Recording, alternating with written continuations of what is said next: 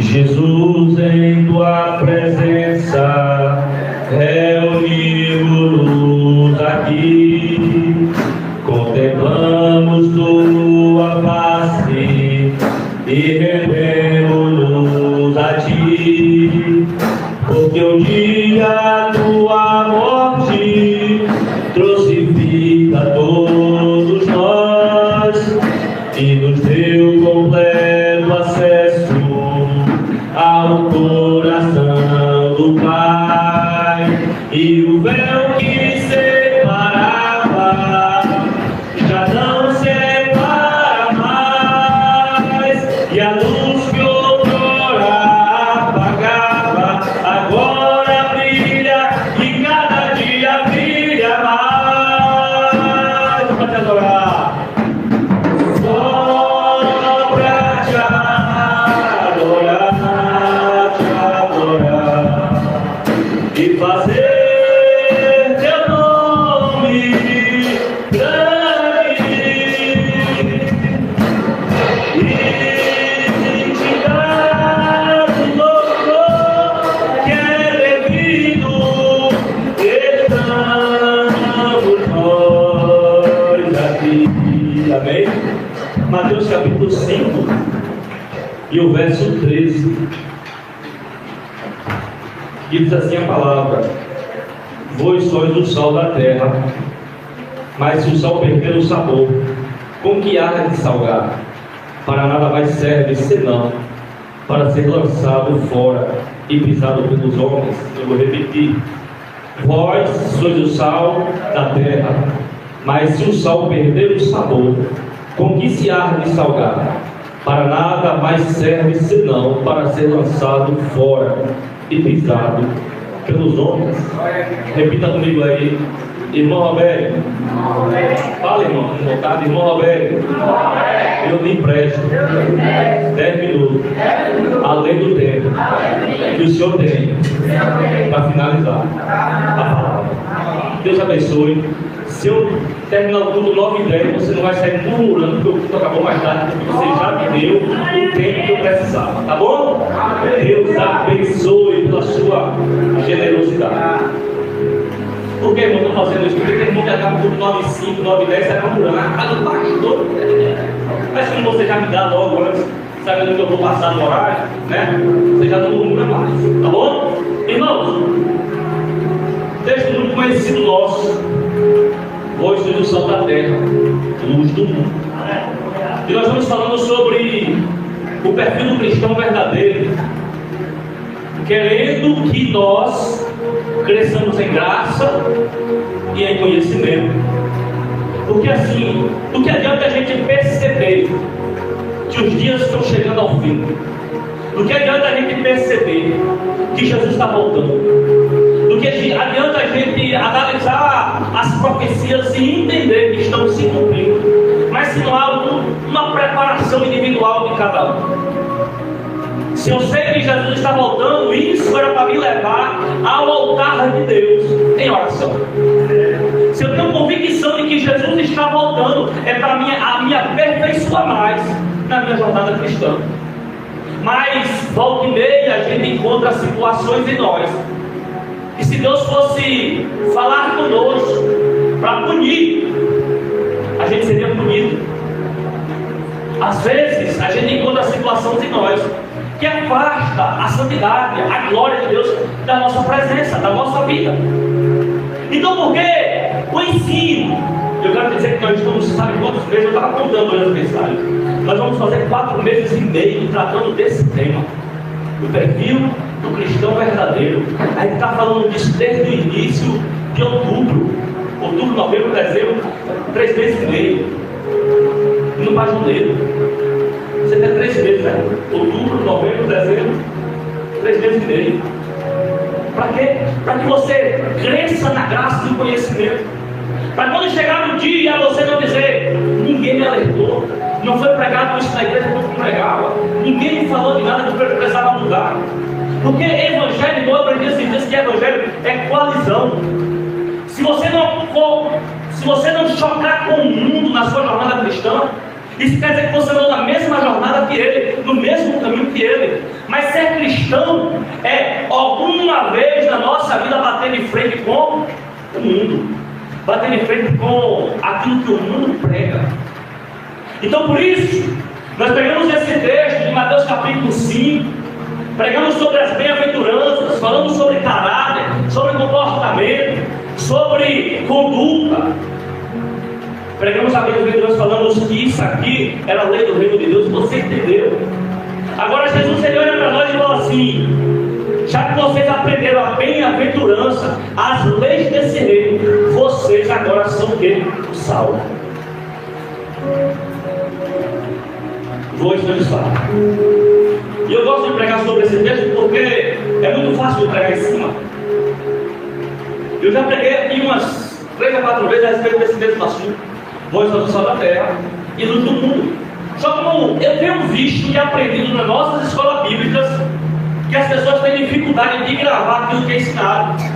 Eu preciso repetir mais uma vez esse sermão a respeito de nós somos o sal. Eu já quero que você levante a sua mão, irmão. Levanta a sua mão e diz: eu sou sal. Eu sou sal. Amém? O sal, no contexto bíblico, ele tem pelo menos 3 funções. Primeiro, impedir que a podridão avance, ele conserva. Segundo, ele dá sabor. E terceiro, ele gera sede. Essas 3 características no reino espiritual para nós, para a nossa vida, para a nossa conduta diária, precisa ser verdadeira. Eu tenho que ser alguém, aonde eu estou, que combata a corrupção, a podridão de avançar, ou, no caso, os pecados. Eu combata de frente aquilo que está crescendo. Eu seja um anunciador daquele Cristo que anunciou a sua santidade, a sua verdade. Eu sou um combatente contra o pecado, para dizer: não está errado. Não, eu não sou aquele que passa a mão. Eu sou conivente com os pecados. Não, a gente tem que bater de frente. Bater de frente não é pisar, não é humilhar. Bater de frente é você exortar com sabedoria. É você lidar com amor em cada circunstância. Combater, impedir que a podridão avance. Segundo, terceiro, gerar sede. A maior referência de geração de sede é o que Jesus fez no poço de Jacó, com aquela mulher samaritana. Se tu soubesses quem pede água, tu me pedia, eu te daria água para a vida eterna. Tu nunca mais voltaria a ter sede. Jesus criou uma sede daquela mulher tamanha pela palavra de Deus, pela presença do Messias, que aquela mulher ela terminou, parou de pegar água para ser missionária em Samaria. E quando ela retorna com a multidão de samaritanos, os discípulos vinham chegando, e Jesus falou assim: vocês dizem que falta 4 meses para a ceifa, mas eu estou dizendo, os campos brancos estão. Porque Jesus, sendo sal na vida daquela mulher, gerou sede. Eu quero fazer algumas lições a respeito desse texto.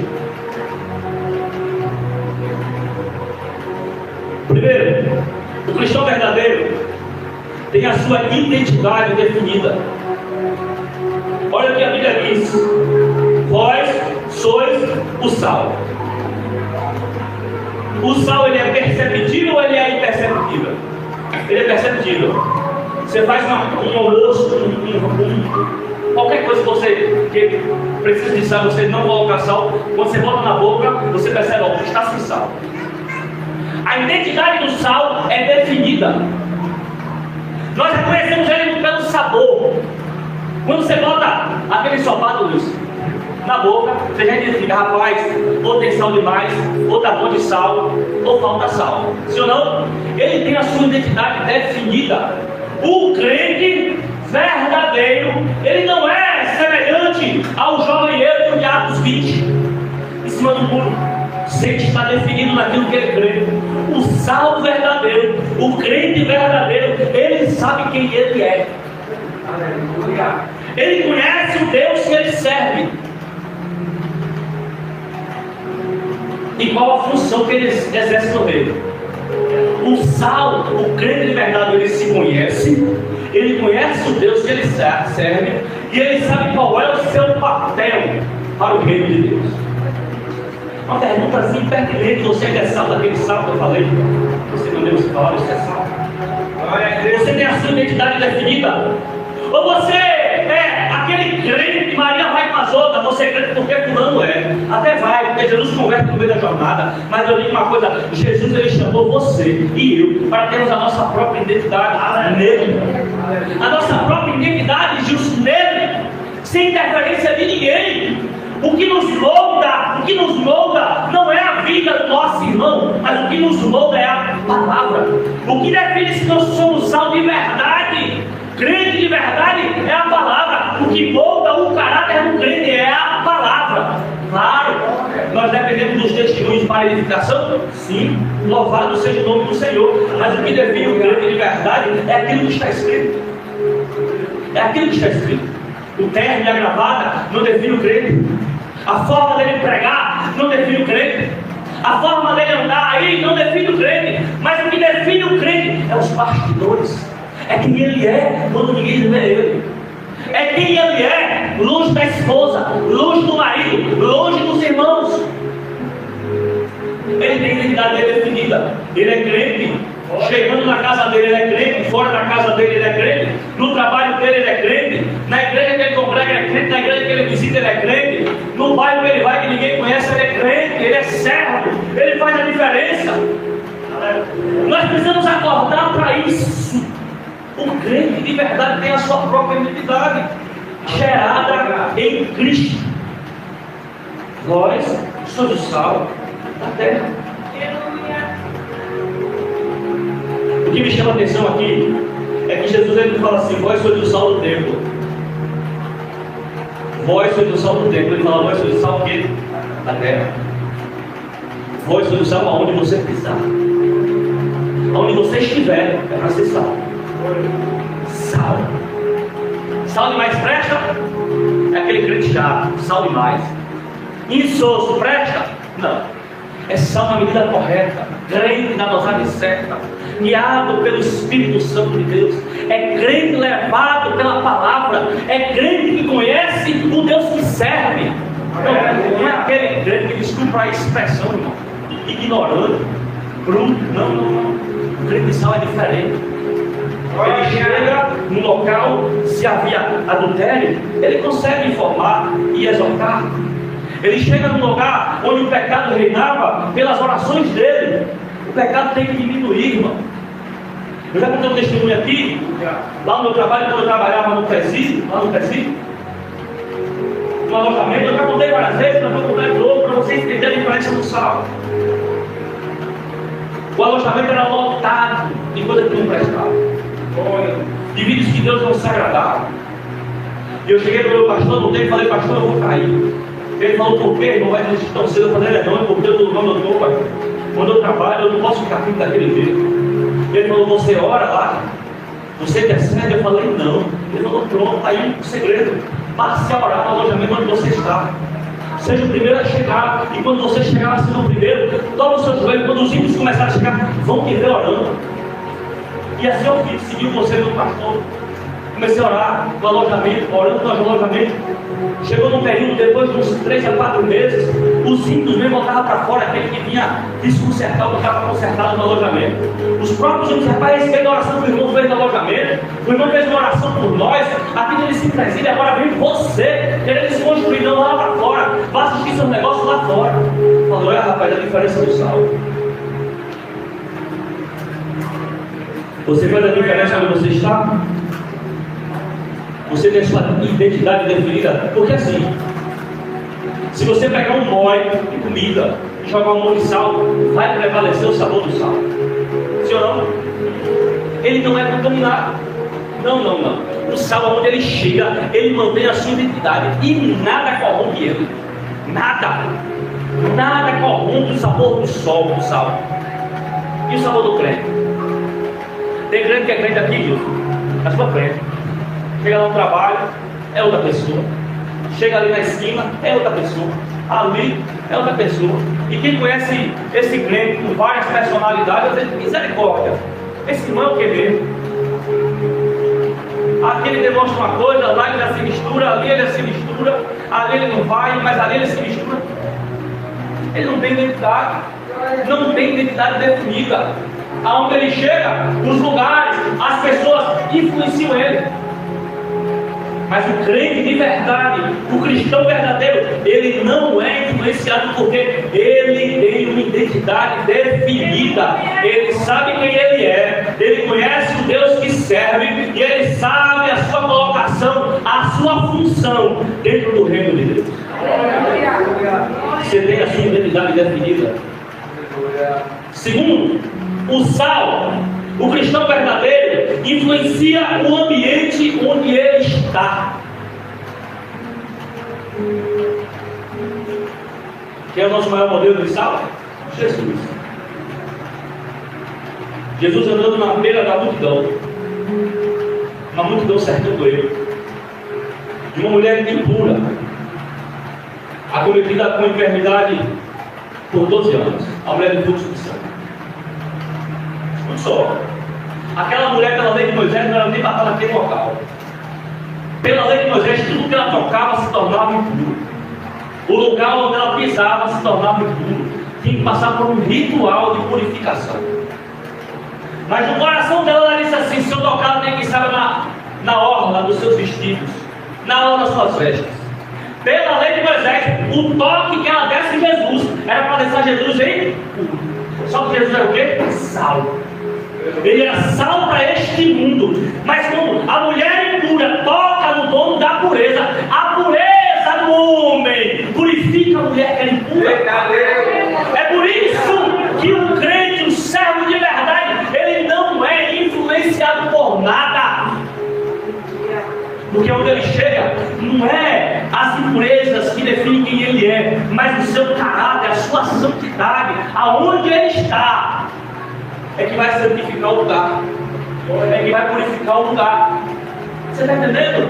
Não, eu não preciso ser igual a ninguém, irmão. E nem precisa roubar a santidade. Eu só preciso me posicionar como cristão de verdade. Aonde quer que eu chegue, eu preciso me posicionar. Olha, quando eu me converti, no ano 2014, no meu trabalho eu tinha 4 pastores, eu era novo convertido. Só que eram pastores já cansados, sabe, irmão? Já não davam tanto testemunho assim. Já não eram aqueles crentes avivados. E eu olhava assim, eu novo convertido, naquele primeiro amor, buscando, orando, pedindo a Deus misericórdia. Só que eu olhava para aqueles homens e eu falava assim: não quero ser, Senhor, você vai ver o que é isso. Chacota dos ímpios, porque não por ser perseguição, mas pelo fato de eles darem inimigo. Está entendendo? E naquele momento, os ímpios já não tinham mais credibilidade deles como homem de Deus. E vinha se aconselhar com quem? Com Roberto, que era novo convertido. A credibilidade dos homens era dos pastores, a carteira era de pastores, mas a credibilidade não era do crente. A carteira era de pastor, mas a credibilidade não tinha mais. Ninguém confiava mais no conselho. Mas quando as pessoas começaram a ver, eu mesmo novo convertido, dizendo: não, irmão, não estou mais fazendo parte disso. Não vou nessa festa. Pô, irmão, me perdoe, mas eu não vou trabalhar, não estou comigo não. Renunciando. Foram vendo credibilidade em mim para aqueles conselhos. Eu estou lhe falando, irmão, de um testemunho próprio meu, para que vai edificar a sua fé, para que você entenda o que é ser sal. O sal, no ambiente que ele está, ele não é corrompido. Jesus foi tocado pela mulher impura, mas a impureza daquela mulher não tornou Jesus impuro. Pelo contrário, a pureza dele transformou a impureza daquela mulher em milagres. Glória! Em milagres. No meio da multidão, Jesus falou: quem me tocou? Quem foi que me tocou?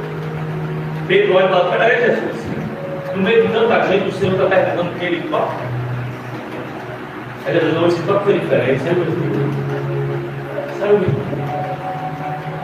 Quando a gente vai olhar, era uma mulher impura que pela lei ia tornar Jesus. Se ela toca em qualquer fariseu, em qualquer homem, aquele homem tem que passar 7 dias fora do arraial de Israel para se purificar, tomar banhos e banhos para poder purificar, irmão.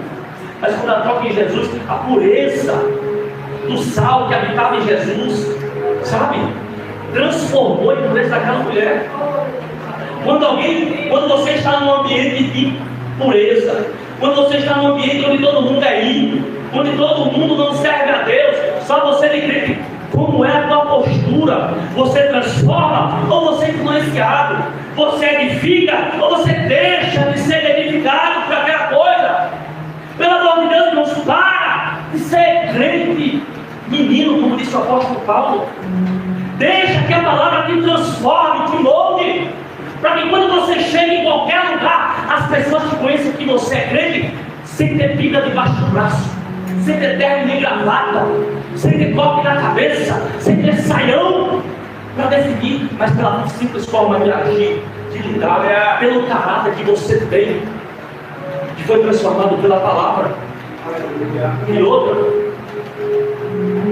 no contexto aqui da mulher, no fruto do sangue, Jesus estava influenciando ela a ser o que ela nunca foi. Entende? Eu costumo dizer que o crente, ele não vai em qualquer lugar sem propósito. Ou vai? Em todo lugar que você pisa os pés, pode ser no mercadinho de manhã que você vai comprar pão. Vai perguntando a Deus, Deus, qual é o propósito do mercadinho? Se revele para mim. De repente estão vendo o mercadinho necessitado. Às vezes tem, é nós que não vê. É nós que não enxergamos. Eu vou no mercado fazer uma compra. Eu vou trabalhar no lugar, mas pergunta a Deus, o propósito é só ganhar dinheiro, Senhor? Ou o Senhor tem almas lá para poder convidar? Tem gente lá para poder ouvir a tua palavra. Eu não estou mandando você parar do seu trabalho para poder pregar, não, viu? No tempo oportuno, na hora que você estiver de folga, sem cumprir com as suas obrigações, fale de Jesus para quem está necessitado. Fale de Jesus, resplandeça a vossa luz diante dos homens e da palavra. Trabalho no sal. Você é sal? Você é sal. O sal preserva, dá sabor e gera sede. Ó, Jesus preservava para a podridão não aumentar, dava sabor e gerava sede. Olha, irmão, se sua vida, se sua fé não tem acontecido isso, eu te chamo para experimentar uma fé, irmão. Uma fé diferente. Sabe?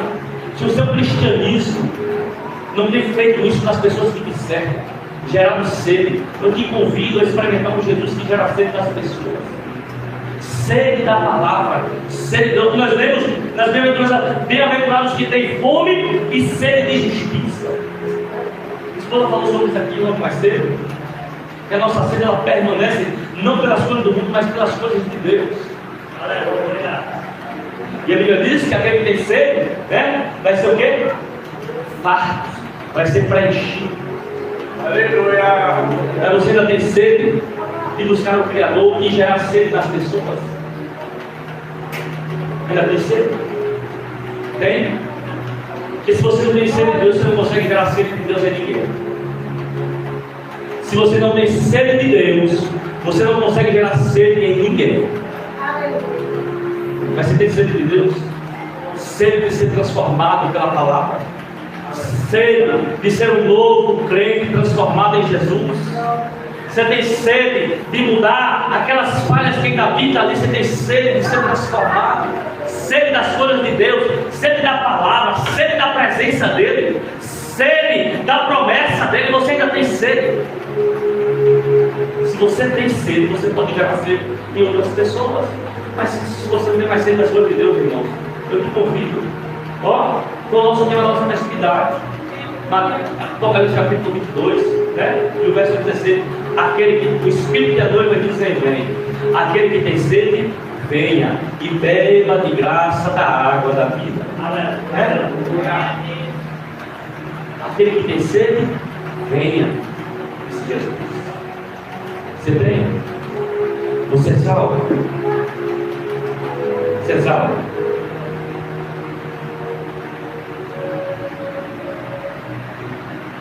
Terceiro, o verdadeiro cristão não tem a sua essência. Olha o texto. Se o sal perder o sabor, como que há de salgar? O crente de verdade, ele mantém a sua essência. Comparado com o sal, se o sal perde o sabor, presta para quê? É uma mão de terra, não é?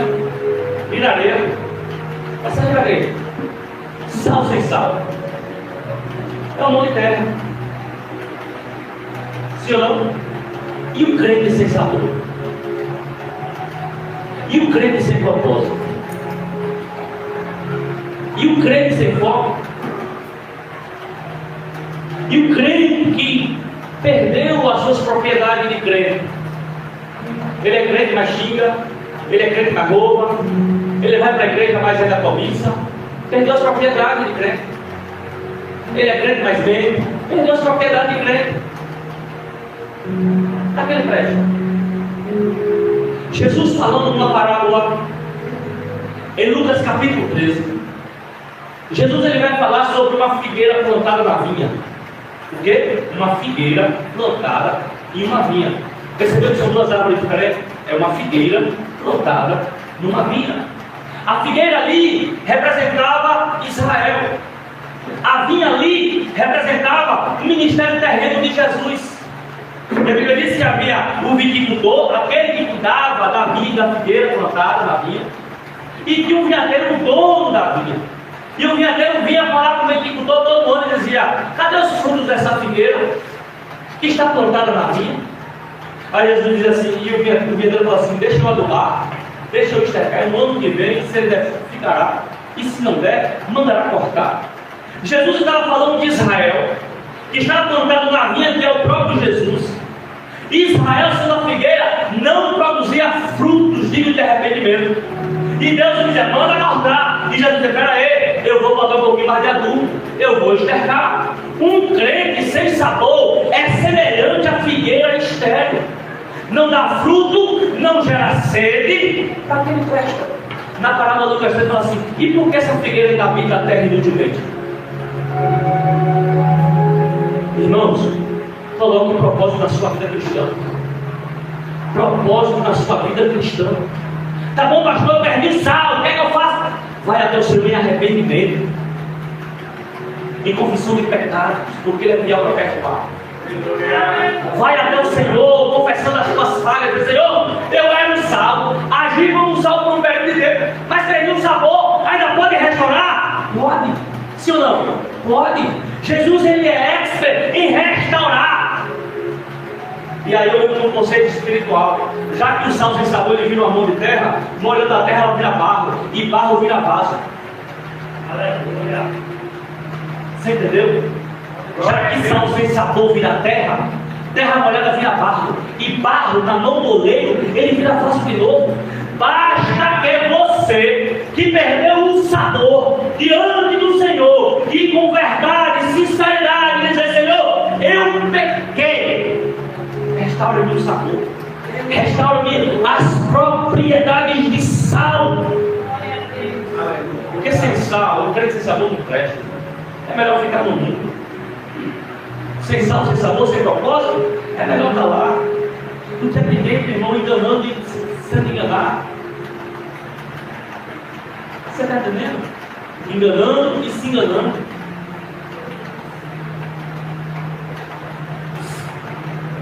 Ainda tem sal aí, pessoal? Ainda tem sal? Isso que eu vou dizer. O problema não é o mundo perder o rumo. Não. O problema não é o mundo ficar aperreado, atribulado. Mas o problema é o crente perder as suas propriedades de sal. O mundo já é do maligno. Mas o problema não é o mundo perder o rumo, mas é o crente perder o foco de Jesus. O problema é o crente ficar morno. Morno. Ó, o crente sem sal é semelhante ao crente morno. Presta para quê? Se você jogar uma mão de terra na boca, presta para quê? Você não vai cuspir fora? Se você jogar uma mão de terra na sua boca, não vai cuspir fora. Mas como eu falei, se você perdeu o sabor, assim as suas propriedades de sal, como é que eu faço, pastor, irmão Roberto, para poder restaurar o sabor? Vai a Deus através de oração. Eu lhe mostro um homem que comecei a perder o sal da sua vida aqui na Bíblia. Sabe quem? Davi. Quando ele pegou com Betseba, Ele sentiu as propriedades de sal, de creme, e disseram: sai da vida dele. Começar a se afastar. Davi percebeu o Espírito Santo indo embora, se afastando pelo seu pecado. Mas no Salmo 51 a gente vê a expressão do arrependimento de Davi. Ele diz: Senhor, restaura em mim a alegria da tua salvação e não atrás do pecado. Para quê? Porque o único que pode restaurar o sabor do Cristo. Você ouve uma pregação, fica avivado, mas no outro dia já está desanimado. Você é confrontado a largar o seu pecado e você diz: no final do culto eu vou largar esse pecado, mas amanhã comete de novo. Você é confrontado a largar a sua vida mundana, mas no outro dia você volta ao mesmo local onde você disse que não ia voltar. É o crente sem sabor, sem sal. Você está entendendo, irmão? O que eu estou dizendo? O tema é o perfil do cristão verdadeiro. Para que tudo isso, irmão Abel? 3 meses vem falando disso. É para a gente consertar o nosso altar. É para a gente se consertar diante de Deus. Talvez você tenha se encaixado nessas 3 anos e meio de pregação. Em alguma pregação eu sei que Deus falou com você. Eu sei que foi revelado, desvendado um pecado que você escondia dentro dessas ministrações. Você tem 2 opções: você conserta, você deixa lá. E aquele pecado que você ocultou e escondeu vai ficar tirando as suas propriedades de sal. Vai ficar te roubando a tua alegria de servir a Deus, roubando a presença do Espírito Santo, roubando a vontade de servir ao Senhor, roubando o teu nome no livro da vida, tirando, apagando letra por letra. Como é que eu resolvo? Confessando o pecado. Faz que nem Zaqueu. Se eu roubei alguma coisa de alguém, eu vou devolver.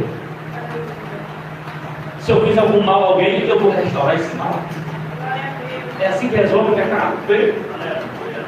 Se eu denegrir alguém, eu vou resolver esse problema. Se eu ferir alguém, eu vou lá passar um coelho nessa ferida. Se eu tratei mal, eu vou lá e resolvo. Se eu tenho uma competência, a Bíblia diz que nós temos que consertar no caminho, né, galera? No caminho. Antes que alguém disser no tribunal, e Jesus falou assim: eu te garanto que jamais tu vai sair de lá. O tribunal ali era a representação do Sheol. Você está entendendo?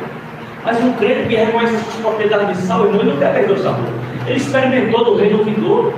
Ele sabe como é pisar no santíssimo lugar. Ele conhece o Deus que ele serve. E outro lugar não presta mais para ele estar. Eu falei hoje pela manhã: para onde nós iremos nós, né? Para onde nós vamos se não for da presença do Senhor? Não foi eu que falei, foi aqui, não. De que serve esse crente no mundo?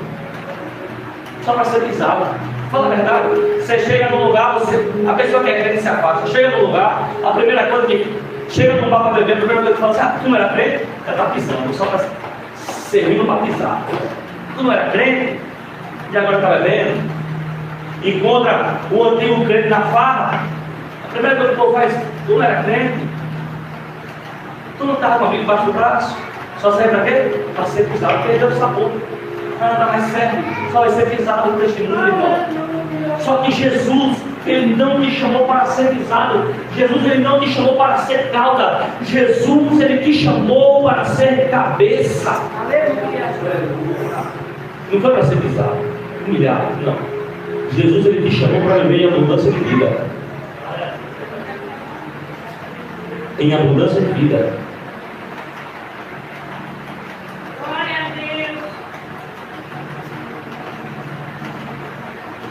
Então o cristão tem que manter a sua essência. Mantenha a sua essência de cristão. Como é que eu faço isso, pastor? Não aparta da lei do Senhor. E nela medita na lei de dia e de noite. Não se aparte da lei do Senhor. Pastor, a minha leitura é fraca. Amém, irmão? Certo? Consegue ler quantos versículos no dia? Jesus vai te ajudar com o que você lê. É assim ou não é? Porque Jesus conhece a nossa limitação. Pastor, eu consigo ler sim. Amém. Ele vai te ajudar no que você lê. Pastor, eu consigo ler uma palavra, uma estrofe. Ele vai te ajudar naquilo que você lê. Ele vai perdoar. O que eu não posso é negligenciar o meu manual de regra, de fé cristã. É a Bíblia que me norteia. É ela que me conserta.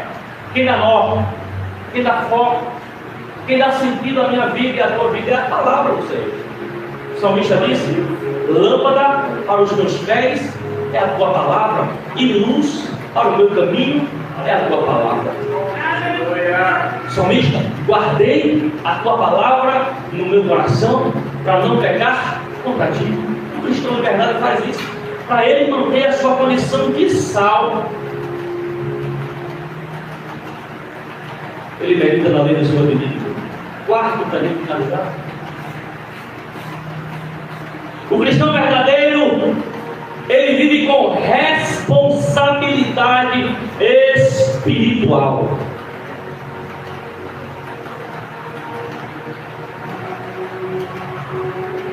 Ele vive com responsabilidade. Você sabe qual foi um dos erros de Adão e Eva?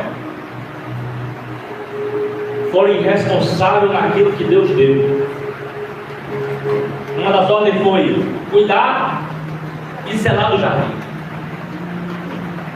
Pega essa palavrinha aí, cuidar e zelar, e coloque: cuidar e zelar do meu casamento, cuidar e zelar do meu ministério, cuidar e zelar da minha conduta, cuidar e zelar do meu testemunho, cuidar e zelar daquilo que Deus colocou na minha mão. É uma situação vasta para você acrescentar essas duas palavrinhas aí. Então o crente de verdade, ele não é irresponsável com aquilo que Deus deu. Não, o crente não é responsável com a família, ele não é irresponsável com o casamento, ele não é irresponsável com o seu ministério, não é irresponsável com o seu testemunho, não. Ele zela por aquilo que Deus colocou na sua mão. Afinal de contas, não é mais o nosso nome que está em jogo. Você não defende a sua própria bandeira, porque assim, quando você acerta, vou dizer: parabéns, fulano. Não namoras a Deus, não. Fala: parabéns, fulano, você acertou. Mas quando você erra, tu não era crente, ele pega o nome do Senhor e joga na lama. Quando você acerta, não fala: rapaz, não acertou porque tu é crente, tu é servo de Deus. Não fala assim, não, mas quando tu erra, ele diz: tu errou porque tu não era crente, tu podia errar. Então não viva com irresponsabilidade o seu chamado. Não viva com irresponsabilidade o seu chamado. Não viva com responsabilidade. Deus te deu o que para você fazer? Você é porteiro? Seja porteiro. Seja responsável naquilo que Deus te deu.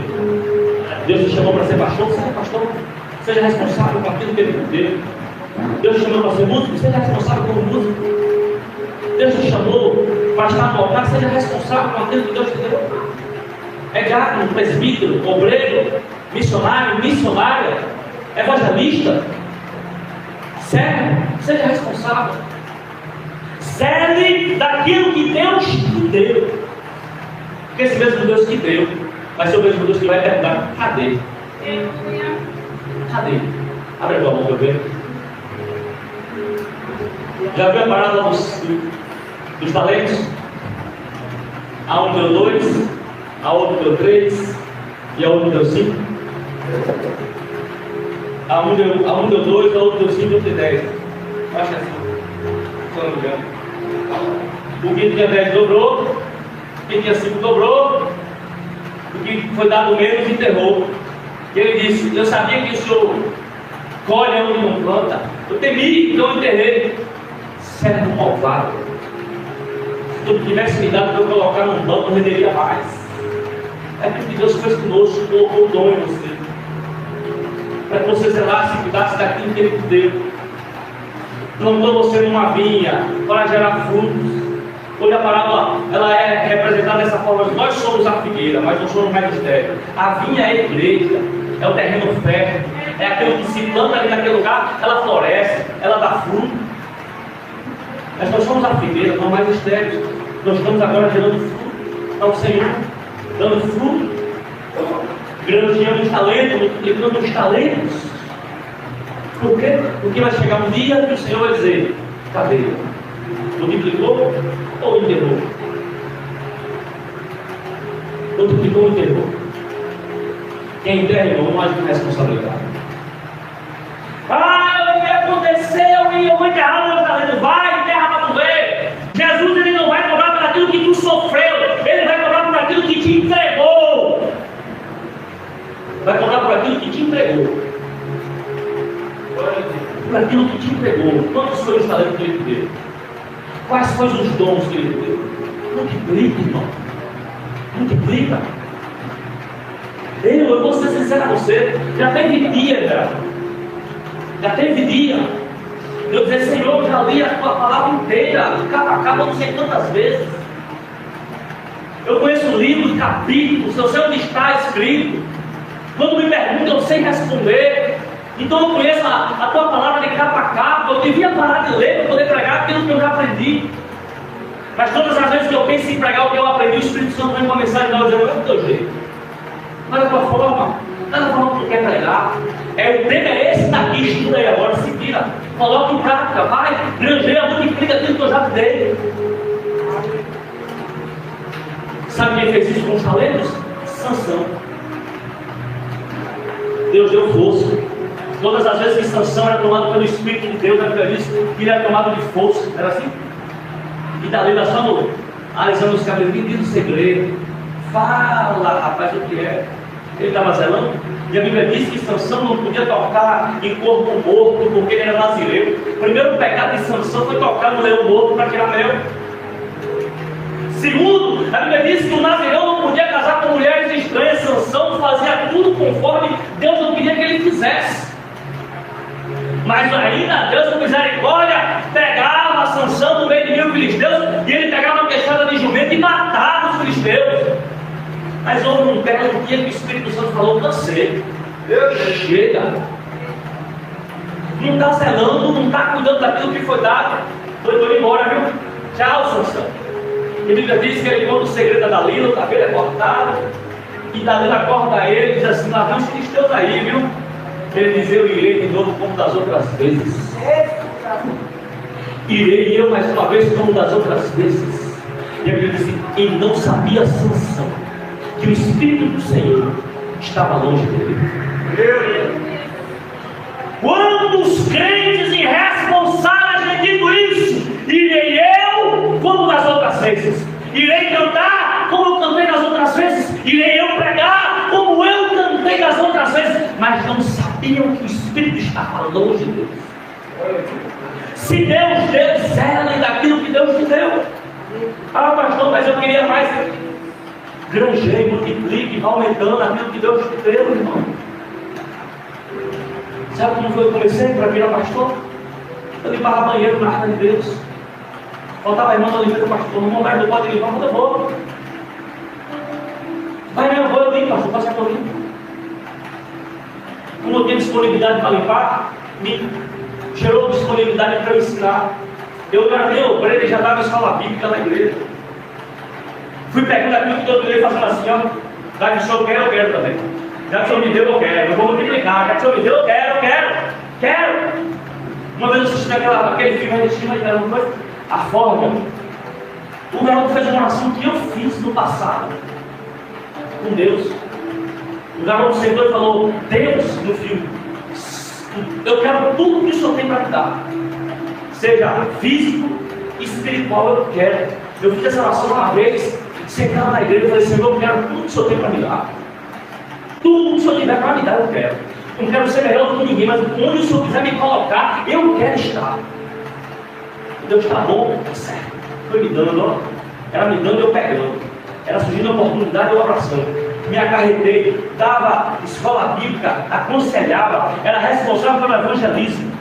E ó, o carro tome, subindo e descendo, eu fazendo obra, subindo e descendo, eu lá, ó.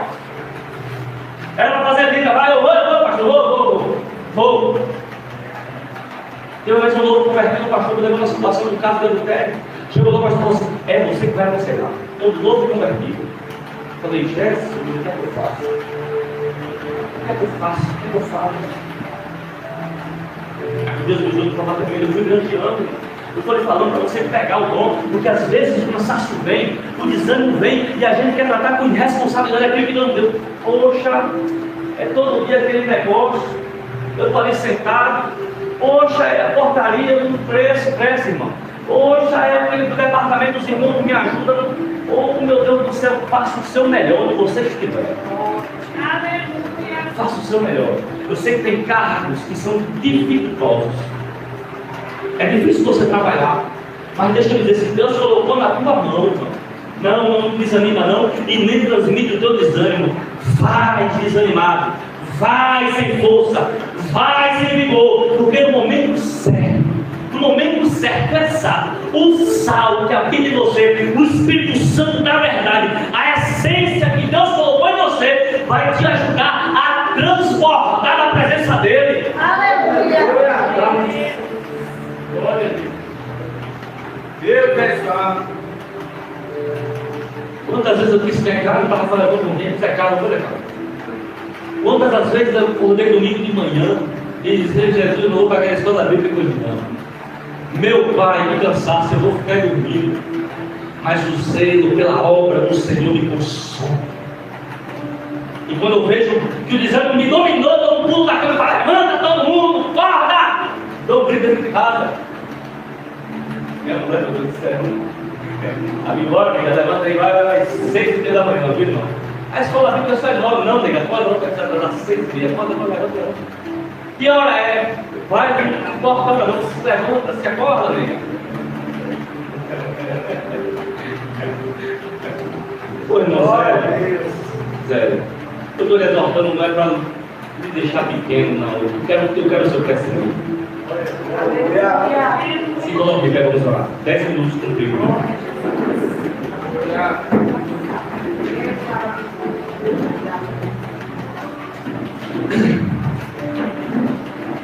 Uma certa vez, eu ouvi uma mensagem tão dura, Zé Carlos. Tão dura. Eu estava sentado na primeira fileira da igreja, assim. E Deus não estava falando com ninguém da igreja, estava falando comigo.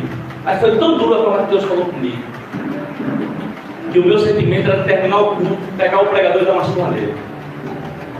Quando alguém contou uma coisa na minha vida para esse cara, e esse cara está despedindo aqui nesse lugar. Mas quando acabar o culto aqui, ele vai ver o que é bom para nós.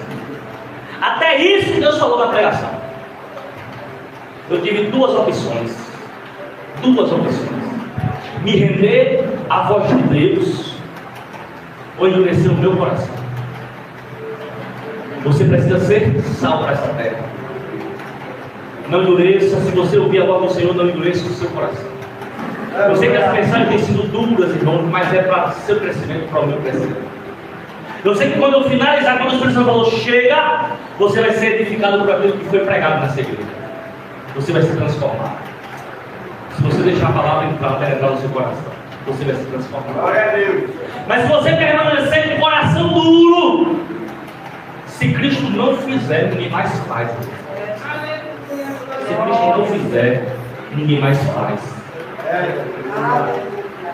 Então permita que a palavra te transforme. Eu não sei que dia Jesus vai voltar. O que eu posso dizer é que ele está vindo. Talvez os anjos já estejam se preparando para o cordeiro descer, ou quem sabe não. Talvez Jesus volte daqui a 10, 20 anos, mas talvez ele volte depois de amanhã. Nas linhas teológicas, um crê que Jesus volta no final da grande tribulação, outro crê que Jesus volta antes da grande tribulação, outros creem que Jesus volta no meio da grande tribulação. De todas as formas, Jesus vai voltar, e esteja você preparado, se no final, se no meio ou se no meio. Esteja você pronto para que quando Ele venha, Ele ache você com o nome escrito no livro da vida. E só vai estar lá, irmão, aqueles que defenderam, aqueles que carregaram a sua essência de sal da terra, daquele que foi cristão de verdade sobre esse mundo, daquele que não negligenciou a palavra de Deus, mas mesmo desanimado, fez conforme a palavra do Senhor que eu preguei aqui quinta-feira sobre o profeta Elias. Ô irmãos, não está brincando de igreja não. Não está brincando de igreja não. De fazer número. De encher a igreja por número. Se a sua função, se o seu propósito não é ser salvo, você está no lugar errado. Mas se o seu propósito é ser salvo, irmãos, Pega a palavra, analisa a tua vida e restaura as brechas. Neemias, quando ele começou a consertar os muros de Israel, o que me chama a atenção é que ele começou pelas portas. Pega as portas da tua vida e começa a restaurar. As nossas portas precisam de reparos, precisam de conserto. As minhas portas, as entradas precisam de conserto, de restauração. Pega e conserta. Precisam de quê? De bloco, vai lá, conserta. Cimento, conserta. Ô Jesus, mas não deixa a brecha aberta não. Não deixa a tua vida desconcertada não. Porque Jesus ele pode voltar a qualquer momento. Ou no arrebatamento, ou no fechar dos olhos ele pode voltar. E quando ele voltar, se você não tem sido sal para este mundo, se você não tem sido luz para esse mundo, se seu nome não estiver escrito no livro da vida como um santo, como um salvo, aí a preocupação vai aumentar. Mas se seu nome estiver, inferno nenhum te segura. Se seu nome tiver, o governo nenhum vai te prender nesse mundo. Se teu nome estiver no livro, placa de igreja nenhuma te segura, nem as vestes que você está te segura, porque Jesus com força, com poder e glória vai te arrancar desse mundo para as moradas eternas. Poderoso Deus, em nome de Jesus Cristo de Nazaré. Pai, eu te louvo e te agradeço, Senhor da glória, pela tua presença, Senhor. Pai, conserta, Pai, os nossos altares, Senhor. Meu Deus, em nome de Jesus Cristo, Pai, conserta as nossas veredas, Senhor. Ah, Senhor, se há alguma falha em nós, meu Pai, venha com a tua palavra, Pai, colocar o teu prumo, Pai, de conserto, o teu prumo, meu Pai, de retidão, Senhor, para que haja, meu Pai, conserto na casa de Deus. Louvado seja o teu nome. Aleluia. É isso que eu te peço, Pai, te agradeço. Em nome de Jesus. Cadê as crianças? Cadê as crianças? Traz para cá as crianças.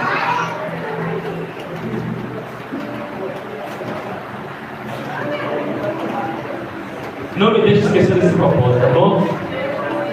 Todos os dias nós iremos orar pelas nossas crianças. Não me deixe esquecer. Se você vê que chegou no final do culto, eu não lembrei, me lembre. Nós iremos orar pelos nossos pequenos. Coloca as duas vocês para cá. Estão com meio de oração, é? Fala com meio. Todo mundo. Vai. Isso é. Repita comigo, Senhor. Eu profetizo. Palavras de bênção. Palavras de prosperidade. Palavras de salvação. Palavras de cura. Em nome de Jesus. Senhor meu Deus. Em nome de Jesus Cristo, meu Pai. Nós abençoamos, meu Pai, as nossas crianças, Senhor. Esteja sobre ele, Pai, a tua mão, Pai, salvadora, redentora, protetora, Senhor. Em nome de Jesus, Pai. Repreenda toda a revelação espiritual, Senhor. Neutralize toda a maldição hereditária, Senhor. Todo encantamento caia por terra, meu Pai. Toda obra de quimbanda, de umbanda, de candomblé, caia por terra neste momento. Em nome de Jesus. Toda enfermidade, meu Pai, caia por terra. Em nome de Jesus. E nós glorificamos o teu nome, Senhor. Para todos sempre a igreja diz amém. Amém. Os nossos Deus está abençoada com o amor de Deus. Que a graça do nosso Jesus Cristo, que as duas consolações do Espírito Santo esteja conosco, não só agora, mas para todos sempre. E a igreja diz amém. Amém. Vai em paz para a sua casa, em nome de Jesus.